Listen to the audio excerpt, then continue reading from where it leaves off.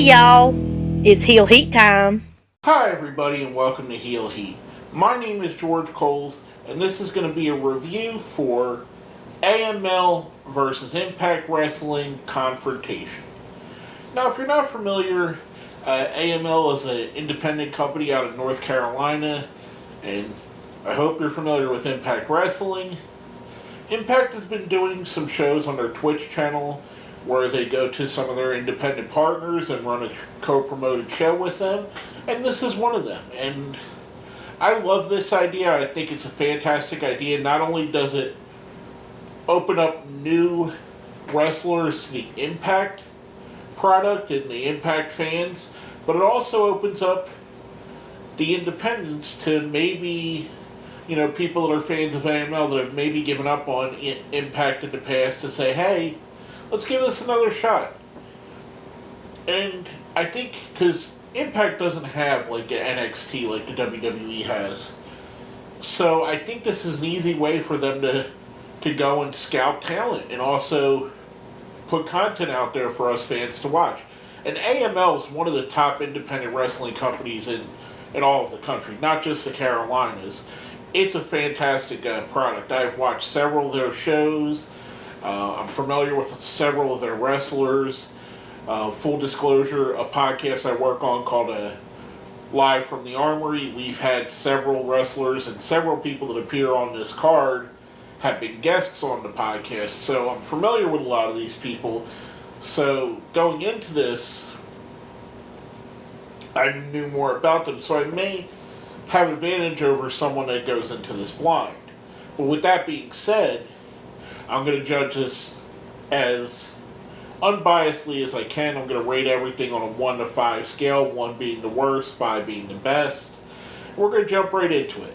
With the first match of the night, Allie versus Kristen Stadtlander, which her name is weirdly spelled, so it's kind of hard to pronounce, versus Tessa Blanchard, who came to the ring with her father, Tully Blanchard, and that just in itself is very, very cool. We've seen that there was some sound issues all through the show. They happened here. A lot of times the ring sound and the fan sounds were very muted, so it was you kind of didn't hear the fan reaction a lot of the night. And there were times when the commentary team was muted or too loud, and vice versa. The fans were too loud on some parts as well. This match seemed to suffer the worst, being the first one out the gates. They were still working out the kinks. I liked this match. I thought it was a good match. I thought it was a little bit too short, though. If they would have gave this match about 5 more minutes, 7 more minutes, I easily could have seen this as being match of the night. Unfortunately, like I said, the only detractor I have from it was a little bit short. Tessa Blanchard picked up the win, and by the way, I'm going to be saying spoilers, so if you haven't seen this already, go watch it and then come back and listen to this review. Or maybe this review is what takes you to watch it, but either way, there's going to be spoilers there. And sorry that one came out before the disclaimer. Tessa picks up the win. Like I said, I liked this match. It was a little bit too brief, in my opinion, and that was the only detractor. I thought all 3 of them did a great job. I'm going to give this one a 3.5 out of 5. It was a good opener. I liked it as an opening match. Just, I wish they would have gave him 5 to 7 more minutes.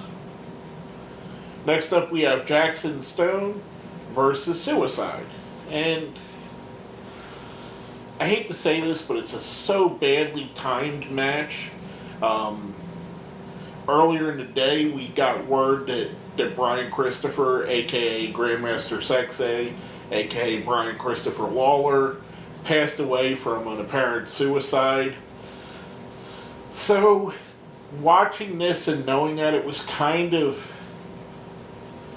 took it away from me. The gimmick of suicide, I don't know, maybe they should have pulled it off the card, his gimmick.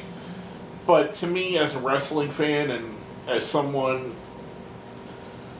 who, considered Brian Christopher a good quality wrestler and someone that I've enjoyed watching, that coupled with the other deaths in wrestling, we had,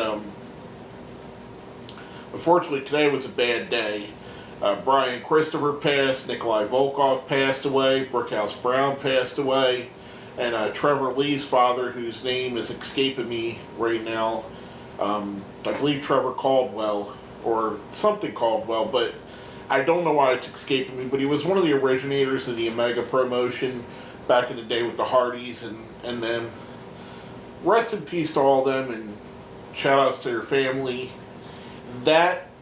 Specifically the Brian Christopher passing kind of made it difficult to watch and hear them talk positively about a character named Suicide. And the match itself, it just fell flat. It really did. I didn't feel like there was any juice to it. I didn't feel like these two worked well together. And that happens. I've seen Jaxon Stone matches before. He's a good wrestler. He's a quality wrestler without peeling back the fourth wall too much.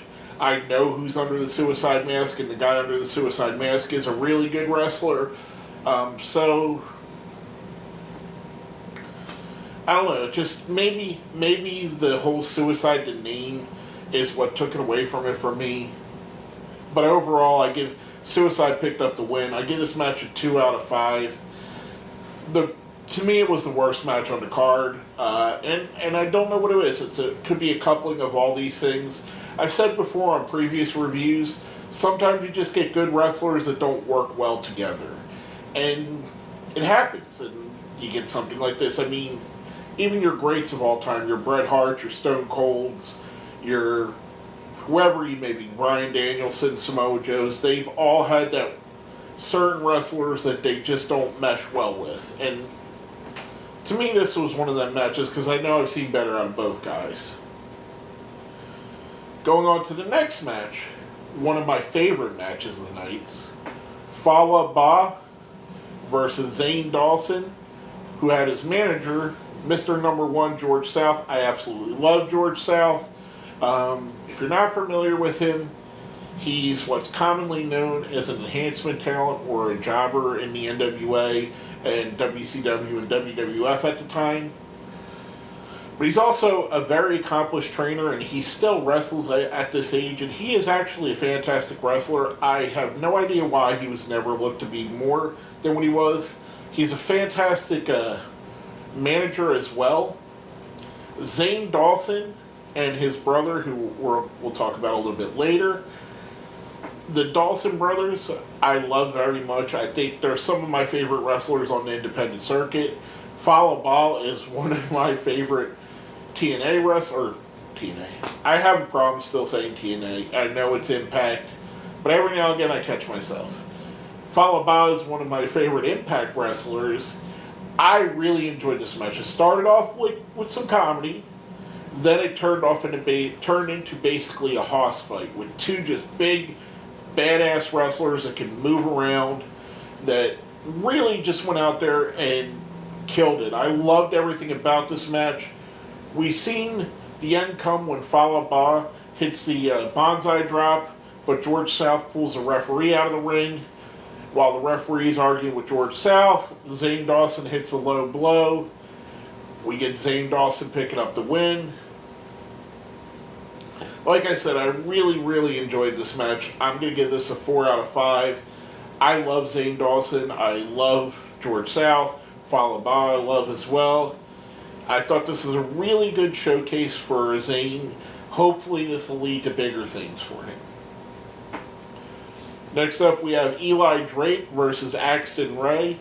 I haven't seen much of Axton Ray, and he looks really young, and that's what came off from him. Eli Drake is just a master at manipulating the crowd. I mean, he had them going from laughing to booing to laughing to booing, like almost at the drop of a dime. He could turn it on and off like he was turning on a water spigot. I liked this match. I thought it was good. Axton Ray, you could see he's young. You could see he's got talent. He really does. But he hasn't put it all together yet. Axton picks up the win in a surprise. I liked this match. I thought it was good. I'm going to give it a 3 out of 5. if you come back and you do this match in 3-4 years, Axton Ray versus Eli Drake will be the main event of the card. That being said, in this time, Axton Ray just really isn't on the level of Eli Drake, and that's no knock on Axton Ray. There's not many people in the world that are on the level of Eli Drake. But he'll get there. You can see the talent in there. You can see the future. You can see that there's something there. And I liked that about this match. It was a good match. It was very well quality. Loved everything that Eli Drake did. Next up, we have Eddie Edwards versus Chris Payne. Eddie is morphing into going from the technical master of a wrestler to kind of a Tommy Dreamer, or a more recent comparison would be a Dean Ambrose type character, where he's a little bit unhinged, a little bit on the crazy side. The story is that his feud with why is it slipping my hand? Sami Callihan. With his feud with Sami Callihan drove him over the edge, and now he's an unhinged wrestler and crazy. I like him adding this aspect to it. I've always been an Eddie Edwards fan. I wish I want to see this in 3 months when he figures out how to work the old Eddie and the new style of Eddie together, and he really puts this together. We're in the very early stages of it. But I think it's going to be something that extends his career, that he doesn't have to do the crazy suicide dives or anything like that he doesn't have to take crazy chances, and also adds a little bit to his character, because that's always been the knock on Eddie Edwards. He's never been knocked for how good of a wrestler it was. It's his character that's been knocked, and maybe giving him this hardcore edge will help take away from, and take away from the fact that he looks like a Boy Scout. And adding this to him, adding the brawling style, maybe that'll add some depth and dimension to the character, and we'll really see Eddie Edwards hit his stride. Eddie Edwards picked up the win in this match. I really liked this match. I enjoyed it a lot. I'm going to give it a 3 out of 5. I thought it was rather good. I want to see this match again in a year when Eddie Edwards has his character fully figured out. And I want to see Chris Payne with a year more experience. And I've said this on the match before, but I want to see this a year from now and see what the match looks like then. Next up, we have a match that the fans got to choose the stipulation on Twitch, which I love that. You encourage your fans to get on and get involved. It's a 6-way match for the Prestige Championship. We have Cam Carter versus Brandon Scott versus Sean Denny versus Devin Driscoll versus Gifted One Yahya and versus Billy Brash. Now, the 3 options you had was either a gauntlet match, a battle royal, or a ladder match. And the ladder match won. And if you watched the pregame show leading up to this, you've seen that the ladder match barely won the vote. So it really did make a difference if you voted or not. This was my favorite match of the night. I liked this match a lot. The guys, they worked so well together. There were some guys that really stood out. Yahya stood out immensely. Cam Carter stood out immensely. Much like Zane Dawson, I said earlier, Billy Brash showed that he's someone that needs to be on a bigger stage, and he is ready for that stage. And this was basically all talent from AML, and they just put on a great show. Sean Denny, half of the Geordie Bulldogs, really good wrestler, really solid tag team. Brandon Scott and Devin Driscoll, I'm not trying to discount you two. They both did put a really good match on. The highlight of the match, in my opinion, the 2 things that stood out were Cam Carter and Billy Brash. Yahya, yeah, he definitely stood out too. Cam Carter shined.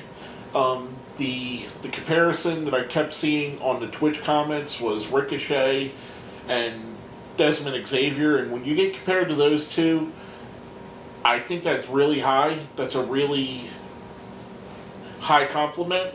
My personal opinion is he compared a lot to Shane Strickland. I liken him to what Shane Strickland's been doing. Yahya, he reminded me a lot of why is this keep happening to me? The Mac out of Lucha Underground. I really enjoyed him. I think he's got that character is down. Billy Brash is a star. Billy Brash is ready to be on Impact. He's ready to be on Ring of Honor. He's ready to be in New Japan. He's ready to be in WWE. One of these companies need to put him on their show. Much like I said with Zane Dawson, he needs to get up. He's proved here that he is that star. And if I was Impact, I would come out of this match and at least hire 3, if not all 6 of these guys. Personally, I would like to hire all 6 of them, but if you handcuffed me and said you're limited to half of them, I would go Cam Carter, Billy Brash, and Yahya right off the bat, and they would be right in Impact, and you could put Billy Brash right into the main event picture, Cam Carter into the X Division, and Yahya, you could have him as a great mid-card talent that you can fit pretty much anywhere on the card. Billy Brash picks up the win, keeps hold of his Prestige Championship. I give this match a 5 out of 5. I thought it was the match of the night. I thoroughly enjoyed it. The stipulation worked well. I'm partial. I like Battle Royals, so I kind of wanted to see a Battle Royal and how that would work with just 6 guys. I've seen low number Battle Royals before, like a 10, or I believe the lowest I've seen is an 8-man Battle Royal. So yeah, it may have took away because you may not have seen some of the high-flying, crazy spots, but again, it would have showed how do these guys that are known for these spots work in a match that restricts them from that, which you're going to have to do. If these guys go onto a bigger stage, they're going to have to wrestle in Battle Royals. If they go to WWE, they're going to have to be in the Royal Rumble. So you have to see what they're going to do. New Japan Rumble. Impact Wrestling does Battle Royals. Everywhere you go, there's Battle Royals. So, in my opinion, I would like to see the Battle Royal, but I'm probably in the minority. I know, to me, I don't know why, I just like Battle Royals, okay? Next up, we have for the AML Tag Team Championships, the Extreme Horsemen versus the Heavenly Bodies. And no, it's not the Heavenly Bodies from the 90s. It's a new team that's called the Heavenly Bodies with permission of the old team. And this was a really good match. I enjoyed this a lot. I like the Extreme Horsemen. I like this version of the Heavenly Bodies. I think they're 2 really good teams. C.W. Anderson, love the guy. Really good wrestler and a really good person as well. I like this match. We had Dave Dawson came out, which I talked about his brother Zane before. Dave and Zane are both great wrestlers. They're a great team and they're great single wrestlers as well. Causes a distraction, gets involved in the match, ends up costing the Extreme Horsemen the tag titles. The Heavenly Bodies pick up the win. I like this match a lot. I'm going to give it a 3 out of 5. It suffered a little bit from placing because it was sandwiched into 2 matches I thought were better. But I did like this match a lot, and I thought it was a real quality match for the show. Next up, we have the main event of the night. And I missed it on here. I didn't put in here.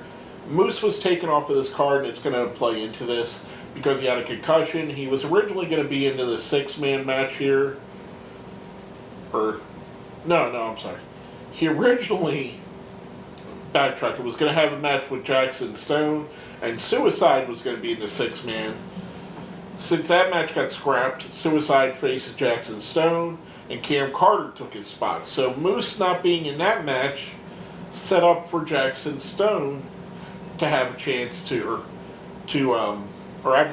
up for Cam Carter to have a chance to shine, which, you see, you take your opportunities. Like I said, Cam Carter is one of the highlights of the nights for me. So you give a guy an opportunity, and it all depends on what you do once you get that opportunity. You have the ability to go out there and shit the bed, or you have the ability to steal the show.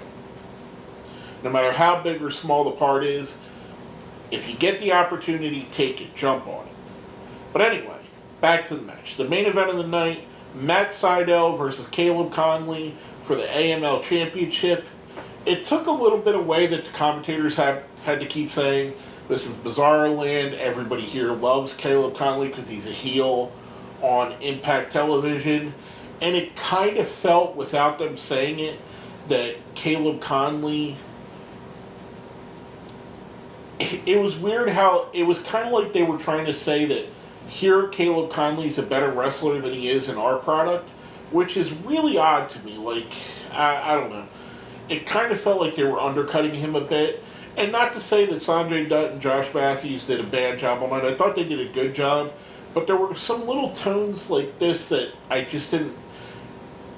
To me, I don't know that they did it on purpose. I don't think it was meant to be on purpose. I think they just over-explained it for the crowd, who mostly knows. I mean, most of us are in on it. We know that Caleb Konley is from the Carolinas, so of course he's going to get cheered when he goes back to basically his home promotion.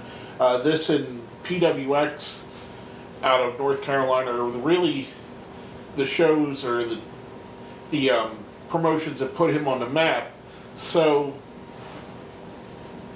we know that he's going to be loved there. So you didn't really have to go over. Maybe you say it once. Maybe you explain that, hey, this is an AML show, not an Impact show. This is why they love him. But I felt like their over-explanation to me kind of felt a little bit like a dig on Caleb. And this was a really good match. This was a fantastic match. I liked it a lot. Matt Sydal, one of the great high flyers. Also a good wrestler. A really good...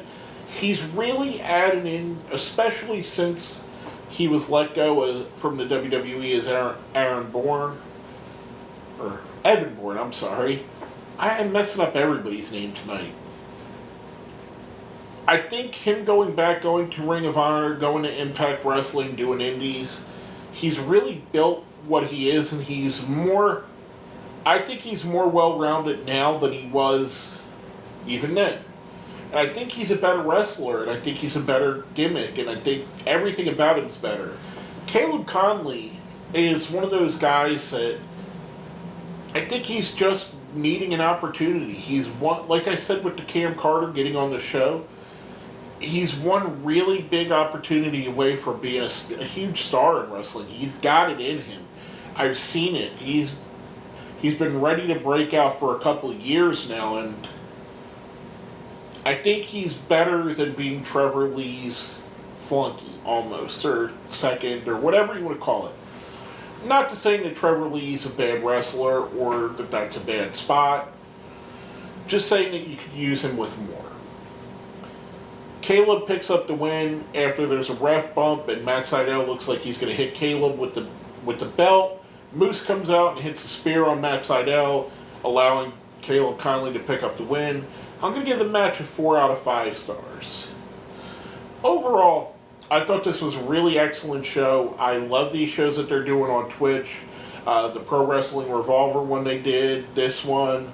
I'm going to be excited to see the different ones, especially in the promotions that I don't see. I was really excited for this because I know AML.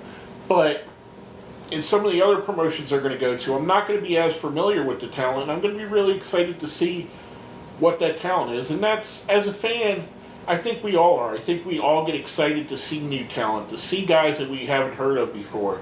To be able to say, I seen Zane Dawson before he was the Impact World Champion, or Caleb Konley when he was a low-card Impact guy before he won the championship, or, you know, you could say that about half the guys. Billy Brash before he went on to become the WWE Universal Champion. I mean, these guys, you see a lot of talent on here. The Heavenly Bodies before they came Ring of Honor Tag Team Champions. You know, there's so much talent out there on the indies, and and don't get me wrong, there are some indies that just are subpar, that put out a bad product to give independent wrestling a bad name.